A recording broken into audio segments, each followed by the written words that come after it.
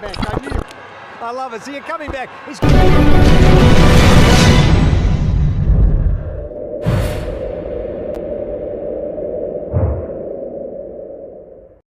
असह्य गरम रे रही होनी कि सही होनी किंतु एई भितर जोड़ी टे बसीगले किए कौच मो चेन्नई जितब किए कौच बैंगलोर जितब किए कौच राजस्थान जितब यही कहीकि निज निज भितर बाड़ा पिटा होती मु क्या कथा आज कहवाक जाऊँगी आपण मैंने गेस कर सारे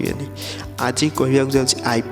आईपीएल आमर प्रथम स्टार्ट होता 2008 मसीहा एप्रिल 18 तारिख आईपीएल फुल फॉर्म हो इंडियन प्रीमियर लीग यह प्रथम खेला जाता बैंगलोर चिन्नास्वामी स्टेडियम रे यह प्रथम मैच होता Kolkata Rider versus Royal Challenger Bangalore यह स्पॉन्सर कर बीसीसीआई कंट्रोल यह चली 2008 मसीहा Rajasthan Royals versus Chennai Super King final होता फाइनल जीति राजस्थान रॉयल्स 2009 मसीहा Deccan Charger versus Royal Challenger Bangalore होता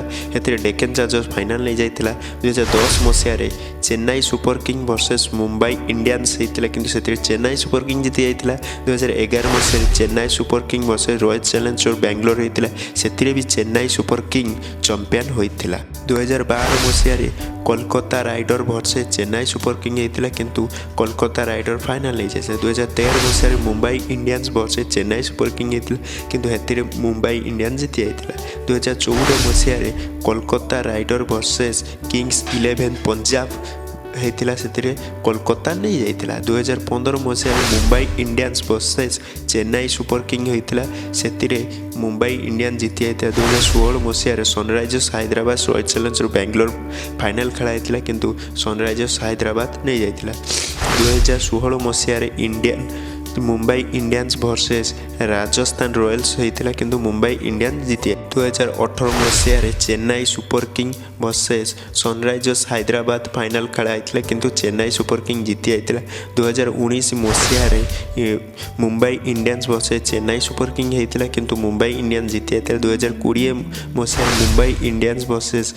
दिल्ली कैपिटल होता किंतु मुंबई इंडियंस जीति जाता 2021 मसीह Chennai Super King versus Kolkata night Riders होता किंतु चेन्नई सुपर किंग जीति जाता 2022 मसीहा Gujarat Titan versus Rajasthan Royals होता किंतु गुजरात टाइटन नहीं जाता 2023 मसीहा Chennai Super King versus Gujarat Titan होता किंतु चेन्नई सुपर किंग नहीं जाता यही वर्ष देखिए किए नौ फाइनल 2024 किए फाइनल हो देखिए गेस करके कमेंट रे जनातु प्रथम हूँ चेन्नई सुपर किंग से 5.5 मिलियन फॉलोअर अच्छा इंस्टाग्राम में मुंबई इंडियंस 13.7 मिलियन अच्छी रॉयल चैलेंजर बैंगलोर 13.7 मिलियन तार कोलकाता नाइट राइडर हूँ 5.5 मिलियन पंजाब हूँ 3.3 मिलियन तापर हूँ Delhi capital 3.8 million Sunrisers Hyderabad 4.1 million Rajasthan Royals 4.2 million Gujarat Titan 4.1 million Lucknow super joint 4.2 million IPL successful team हूँ चेन्नई सुपर किंग माई भाई अच्छा माई भाई कप नहीं 2010 मसीहा 2011 मसीहा 2018 मसीहा 2021 मसीहा 2023 मसीह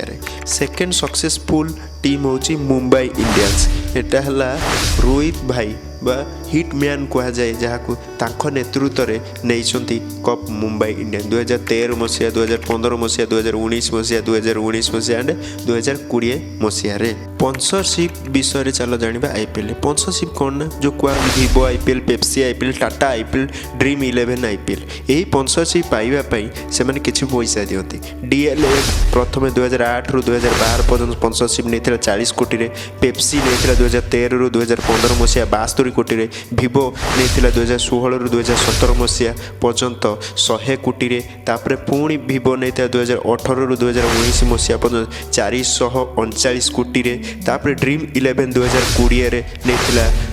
222 कोटी रे तापर पुणी वीवो नेला 2021 रे 440 कोटी रे टाटा आईपीएल नेला 2022 रु 2023 670 कोटी रे पुणी 2024 नहीं 250 कोटी रे सबू चैनल चाहती तांखो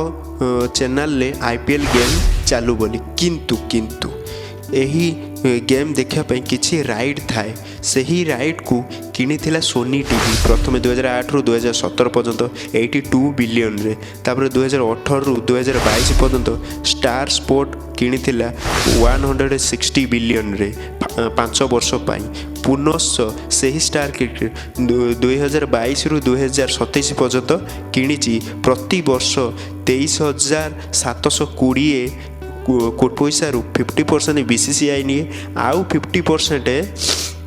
टीम के दिया जाए। चैनल माने किमिति इनकम करती कहीं गोटे 10 सेकेंड रो एडवर्टाइज पाई से 1.5 मिलियन बा पाखापाखि 15 लाख टंका से माने दिहार एडवर्टाइज चलिबो। समस्त भल पाइबा दबा दरकार। बहुत छोटा चैनल मते लाइक करो शेयर करो एंड सब्सक्राइब करो।